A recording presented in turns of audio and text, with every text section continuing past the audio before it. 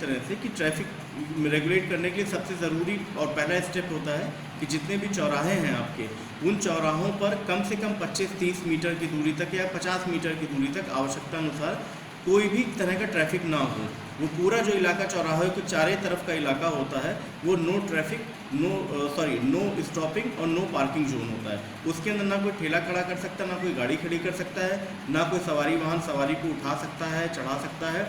वो पूरा का पूरा इलाका, चौराहे के आसपास का थोड़ा सा इलाका, उसमें बिल्कुल ही जब तक फ्री नहीं रखा जाएगा अतिक्रमण से, तब तक वहाँ पर किसी भी प्रकार के जाम वगैरह के लगने की संभावना को कम नहीं किया जा सकता। और जो ठेले वाले होते हैं ये लोग ज़्यादातर होता है कि चूँकि कस्टमर चौराहे पर मिलता है इनको, ये ला करके चौराहे पे अपना ठेला खड़ा कर देंगे या फिर ऑटो वाले आके खड़े हो जाएंगे, तो जिसकी वजह से चौराहे जाम हो जाते हैं। और अगर चौराहे जाम हो गए तो फिर रोड जाम होना ही होना है। तो इसलिए पहले फोकस ये है कि चौराहों से अतिक्रमण हटाया जाए। और इस बात में बिल्कुल भी सच्चाई नहीं है कि यहाँ पर गरीब लोगों को टारगेट किया जा रहा है। ये एक ट्रैफिक रेगुलेशन की प्रक्रिया है और जो कोई भी इसमें बाधा बनेगा उसके खिलाफ तो कार्रवाई की ही जाएगी। अमीर गरीब होने का कोई भी प्रश्न नहीं है। अच्छा, जैसा कि कल शहर विधायक संजय गंगवार ने जो है अपनी प्रेस वार्ता में ये कहा था कि जो भी नो एंट्री जोन है उस पर अगर कोई अधिकारी जाता है तो उसकी गाड़ी को नहीं रोका जाएगा। अगर अधिकारी की फैमिली जा रही है या मेरी फैमिली जा रही है तो उस पर भी वही आम जनता वाली कार्रवाई होगी, उसकी गाड़ी बैरिकेड के अंदर नहीं जाएगी। तो इस बात में कितना सख्ती होगी, क्या होगा इसमें? नहीं, ये तो बिल्कुल है। जो नो एंट्री जोन है उसमें किसी अधिकारी की गाड़ी जा रही है तो अधिकारी किसी सरकारी कार्य से ही जा रहा है और किसी आवश्यकता पड़ने पे ही वहाँ जा रहा है, इसलिए सरकारी गाड़ी तो नहीं रोकी जाएगी। लेकिन ये अवश्य है कि अगर सरकारी किसी अधिकारी की परिवार वगैरह है तो उसको ठीक उसी तरह से ही ट्रीट किया जाएगा जिस तरीके से आम जनता ट्रीट की जाती है। उनके लिए कोई स्पेशल प्रिविलेज नहीं होगा। और सरकारी कार्य से अगर कोई अधिकारी जा रहा है तो उसके लिए उस तरह की छूट होगी। अच्छा, जैसे कि भाई साहब देखा जा रहा है कि शाम के समय कुछ नवयुवक हैं बाइकर्स पे जो है 3-3, 4-4 बहुत तेज़ स्पीड में जाते हैं, तो उनके रोकने के लिए कोई अभियान चलाया जाएगा? कोई विशेष अभियान तो उनको रोकने के लिए नहीं है, लेकिन ये ज़रूर है कि जो ट्रैफिक के लिए सुधार के लिए एक हमने आदेश अभी पारित किया जिसका हमको कल से अच्छा रिजल्ट भी मिलना शुरू हो गया है। तो आपको जानकारी होगी कि एक जो जुर्माना करने का जो अधिकार है ट्रैफिक नियमों का उल्लंघन करने का, वो सिविल पुलिस के सब इंस्पेक्टर्स को भी दे दिया गया है। तो पूरे जनपद के जितने भी सिविल पुलिस के सब इंस्पेक्टर्स हैं उन सबको हमने जुर्माने की किताबें, जिनको शमन शुल्क की किताबें कहते हैं, वितरित करा दी हैं। और वो इफेक्टिव रूप से चेकिंग करें, प्रभावी रूप से वो रोड पर आएँ और कम से कम दिन में 1 घंटा चेकिंग अवश्य करें। इसके लिए टारगेट कर दिया गया है कि प्रत्येक समन शुल्क धारी जो भी सब इंस्पेक्टर है उसको कम से कम 500 रुपये का जुर्माना प्रतिदिन करना ही करना है। तो इससे क्या होगा कि एक तो लगातार पुलिस को चेकिंग करेगी रोड पे खड़े होकर के, और दूसरा ये है कि जो लोग भी ट्रैफिक रूल को वायलेट कर रहे हैं तो उनके खिलाफ कार्रवाई होगी ही होगी। तो जो इस तरह से जो समन शुल्क की किताब पर टारगेट बांध दिया गया है, इससे हमको कल ही के दिन में काफ़ी पॉजिटिव रिजल्ट मिला है। और धीरे धीरे जो आपने समस्याएं बताई हैं इनका भी निदान हम कर लेंगे पूरी शक्ति के साथ। जैसा कि ये एंटी रोमियो ऑपरेशन चल रहा है, वहीं प्रशासन जो हाईवे पे और लड़कियों के स्कूलों में काफ़ी सक्रिय दिखाई दे रही है। वहीं दूसरी तरफ जो अगर हम बाज़ार की बात करें, जो मेन बाज़ार है वहाँ पर पुलिस का अभी तक कोई इस टाइप का एक्शन नहीं लिया गया है। जबकि हम अगर चूड़ी वाली बाज़ार या छिपियान मस्जिद की बात करते हैं तो वहाँ पे आए दिन लड़कियों के साथ छेड़ाछाड़ी होती है और वहाँ पे ठेले वाले हैं और दुकानदार हैं, ये कमेंट्स करते रहते हैं। तो आखिर क्या कारण है कि बाज़ार में क्यों नहीं कार्रवाई हो रही है? ये जो ऑपरेशन लफंगा चलाया जा रहा है, जिसके तहत जो भी लोग छेड़खानी कर रहे हैं, छीटाकशी कर रहे हैं, उनके खिलाफ कार्रवाई की जा रही है।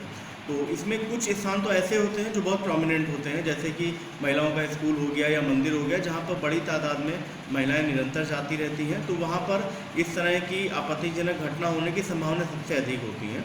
तो इसलिए अभी प्रथम चरण में तो वहाँ पर हम लोग कार्रवाई कर रहे हैं और जो भी इस तरह के लड़के मिल रहे हैं उनकी पूरी तस्दीक करने के बाद, ये देखने के बाद कि हाँ वो लड़के वहाँ पर किसी छीटाकशी करने के लिए या छेड़खानी करने के लिए खड़े हुए हैं, उनके खिलाफ कार्रवाई की जा रही है।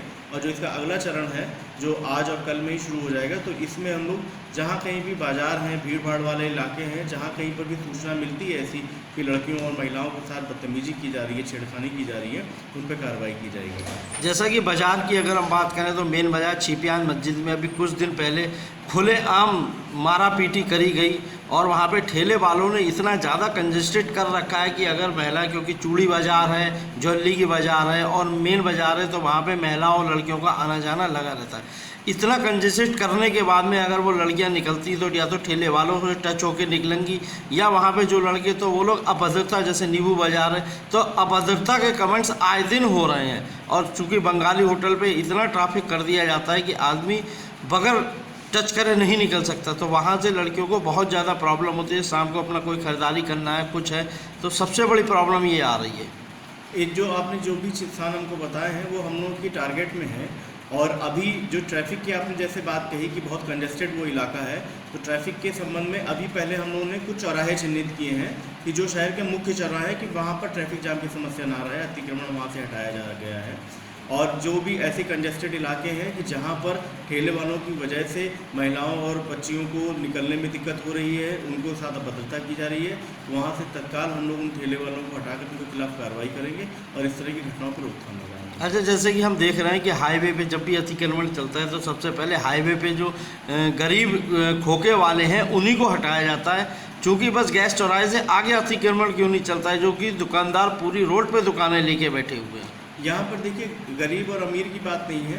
एक ये ट्रैफिक का, जो लोग भी ट्रैफिक के जानकार हैं, जिनको समझ है ट्रैफिक मैनेजमेंट की, उनको ये आइडिया है अच्छी तरह से कि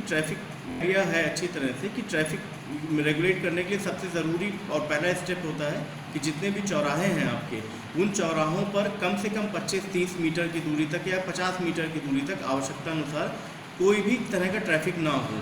वो पूरा जो इलाका चौराहे के चारों तरफ का इलाका होता है वो नो स्टॉपिंग और नो पार्किंग जोन होता है। उसके अंदर ना कोई ठेला खड़ा कर सकता है, ना कोई गाड़ी खड़ी कर सकता है, ना कोई सवारी वाहन सवारी को उठा सकता है, चढ़ा सकता है। वो पूरा का पूरा इलाका, चौराहे के आसपास का थोड़ा सा इलाका, उसमें बिल्कुल ही जब तक फ्री नहीं रखा जाएगा अतिक्रमण से, तब तक वहाँ पर किसी भी प्रकार के जाम वगैरह के लगने की संभावना को कम नहीं किया जा सकता। और जो ठेले वाले होते हैं, ये लोग ज़्यादातर होता है कि चूँकि कस्टमर चौराहे पर मिलता है इनको, ये ला करके चौराहे पे अपना ठेला खड़ा कर देंगे या फिर ऑटो वाले आके खड़े हो जाएंगे, तो जिसकी वजह से चौराहे जाम हो जाते हैं। और अगर चौराहे जाम हो गए तो फिर रोड जाम होना ही होना है। तो इसलिए पहले फोकस ये है कि चौराहों से अतिक्रमण हटाया जाए। और इस बात में बिल्कुल भी सच्चाई नहीं है कि यहाँ पर गरीब लोगों को टारगेट किया जा रहा है। ये एक ट्रैफिक रेगुलेशन की प्रक्रिया है और जो कोई भी इसमें बाधा बनेगा उसके खिलाफ तो कार्रवाई की ही जाएगी। अमीर गरीब होने का कोई भी प्रश्न नहीं है। अच्छा, जैसा कि कल शहर विधायक संजय गंगवार ने जो है अपनी प्रेस वार्ता में ये कहा था कि जो भी नो एंट्री जोन है उस पर अगर कोई अधिकारी जाता है तो उसकी गाड़ी को नहीं रोका जाएगा। अगर अधिकारी की फैमिली जा रही है या मेरी फैमिली जा रही है तो उस पर भी वही आम जनता वाली कार्रवाई होगी, उसकी गाड़ी बैरिकेड के अंदर नहीं जाएगी। तो इस बात में कितना सख्ती होगी, क्या होगा इसमें? नहीं, ये तो बिल्कुल है। जो नो एंट्री जोन है उसमें किसी अधिकारी की गाड़ी जा रही है तो अधिकारी किसी सरकारी कार्य से ही जा रहा है और किसी आवश्यकता पड़ने पे ही वहाँ जा रहा है, इसलिए सरकारी गाड़ी तो नहीं रोकी जाएगी। लेकिन ये अवश्य है कि अगर सरकारी किसी अधिकारी की परिवार वगैरह है तो उसको ठीक उसी तरह से ही ट्रीट किया जाएगा जिस तरीके से आम जनता ट्रीट की जाती है। उनके लिए कोई स्पेशल प्रिविलेज नहीं होगा। और सरकारी कार्य से अगर कोई अधिकारी जा रहा है तो उसके लिए उस तरह की छूट होगी। अच्छा, जैसे कि भाई साहब देखा जा रहा है कि शाम के समय कुछ नवयुवक हैं, बाइकर्स पे जो है 3-3, 4-4 बहुत तेज़ स्पीड में जाते हैं, तो उनके रोकने के लिए कोई अभियान चलाया जाएगा? कोई विशेष अभियान तो उनको रोकने के लिए नहीं है, लेकिन ये ज़रूर है कि जो ट्रैफिक के लिए सुधार के लिए एक हमने आदेश अभी पारित किया जिसका हमको कल से अच्छा रिजल्ट भी मिलना शुरू हो गया है। तो आपको जानकारी होगी कि एक जो जुर्माना करने का जो अधिकार है ट्रैफिक नियमों का उल्लंघन करने का, वो सिविल पुलिस के सब इंस्पेक्टर्स को भी दे दिया गया है।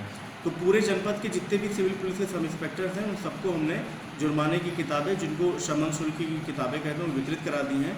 और वो इफेक्टिव रूप से चेकिंग करें, प्रभावी रूप से वो रोड पर आएँ और कम से कम दिन में 1 घंटा चेकिंग अवश्य करें। इसके लिए टारगेट कर दिया गया कि प्रत्येक समन शुल्कधारी जो भी सब इंस्पेक्टर है उसको कम से कम 500 रुपये का जुर्माना प्रतिदिन करना ही करना है।